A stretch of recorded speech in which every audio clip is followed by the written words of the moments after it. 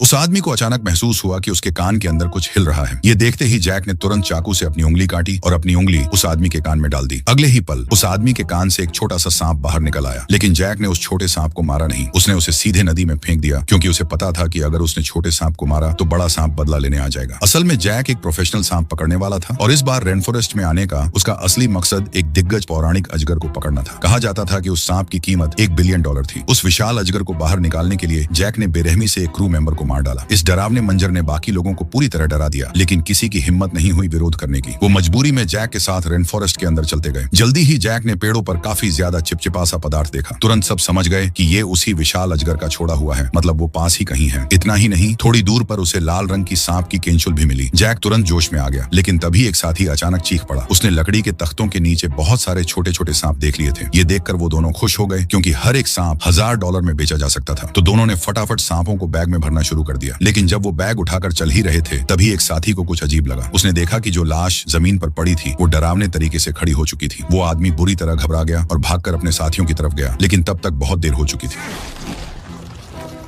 इधर एक और साथी सांपों से भरा बैग लेकर नाव की तरफ जा रहा था। तभी उसने एक बड़े पेड़ के पास एक विशाल सांप देखा। उस आदमी को लगा कि सांप के पेट के अंदर कोई इंसान है और वो बड़ा सांप सीधे उसी को घूर रहा था। डर के मारे वो आदमी भागना चाहता था, लेकिन अगले ही पल